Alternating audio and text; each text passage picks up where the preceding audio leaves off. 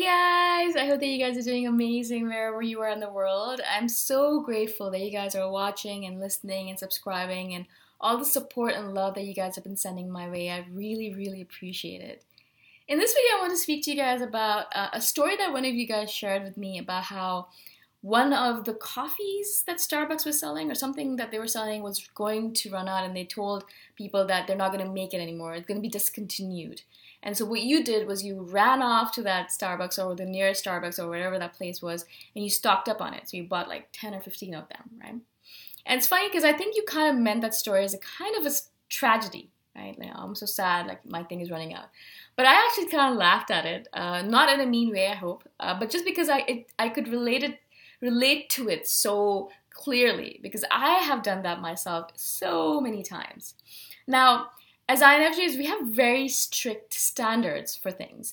And also we have very few things that we have. Like, so a lot of us are minimalists. I am a minimalist. I have very few things compared to, the rest of the people on the planet. I mean, compared to people in India, I have a lot of things. Compared to people in a developed country or a first world country, I have a lot less, right? So obviously it's in comparison. But in general, when people come into my house and they see how much stuff, they're like, where's all your stuff?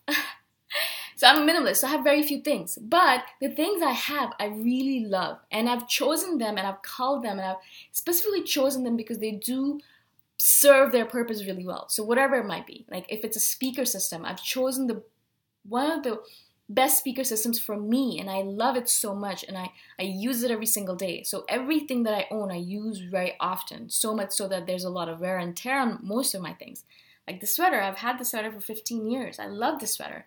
My mom tries to throw it out every single time I go home, but I love the sweater and it serves its purpose. It's soft, it's cuddly, it makes me feel like I'm safe and secure, and so I'll never throw it out. It is worn out a lot, and I've stitched it several times because the sleeves keep on falling out.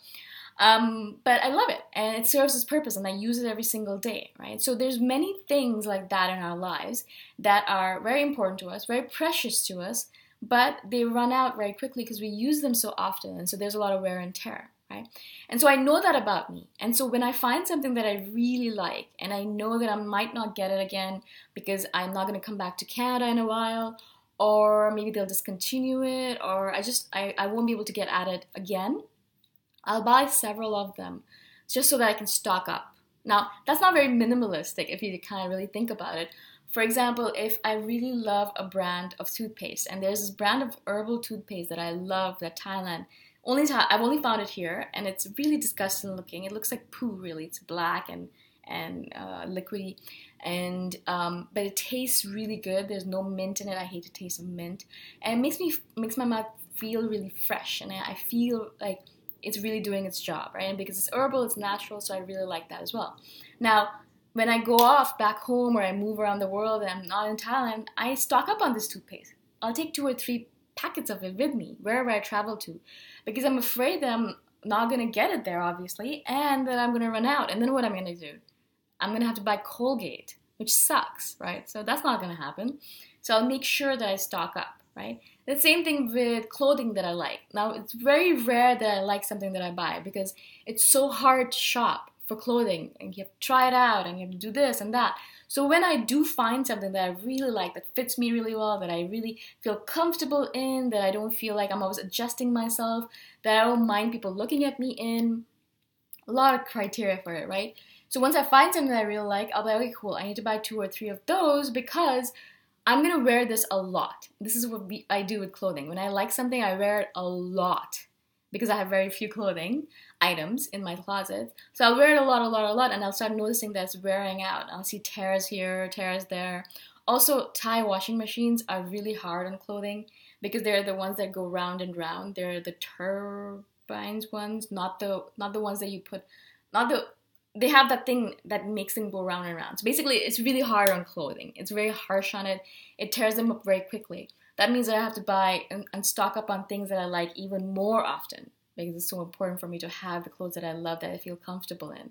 I can't wear things that I'm not comfortable in. If it's itchy in any way, or if it shows too much of my cleavage, or if it's too short, I can't wear shit like that. It just makes me really uncomfortable. I don't want people staring at me.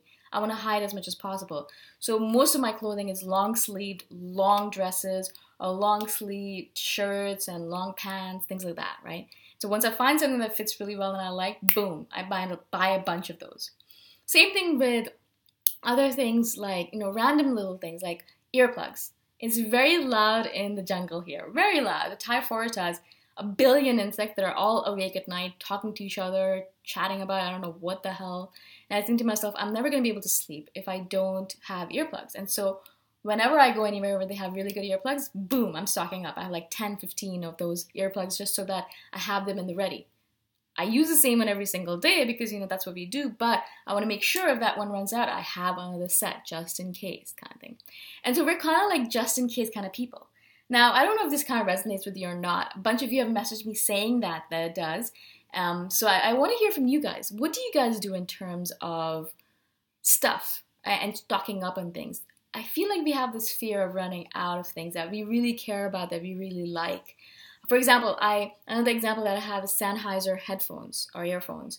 I love Sennheiser earphones and I love music. And you guys know that we always carry our earphones everywhere with us because it's a sort of protection against the world, against loud people, against people who want to pull our energy, against people wanting to come and talk to us.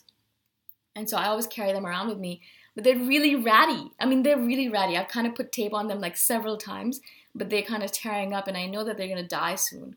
And so what did I do? I made sure that when I did go to a Sennheiser store, when I was able to go to one, I bought a set and I have it in a plastic container. I haven't opened it yet, but I have it just in case. For that moment when these headphones run out and they don't work anymore, I have a set with me all the time. I carry it around with me everywhere I go, right? In its box still, right? But I know that I can kind of pull it out at the moment that my first earphone run out.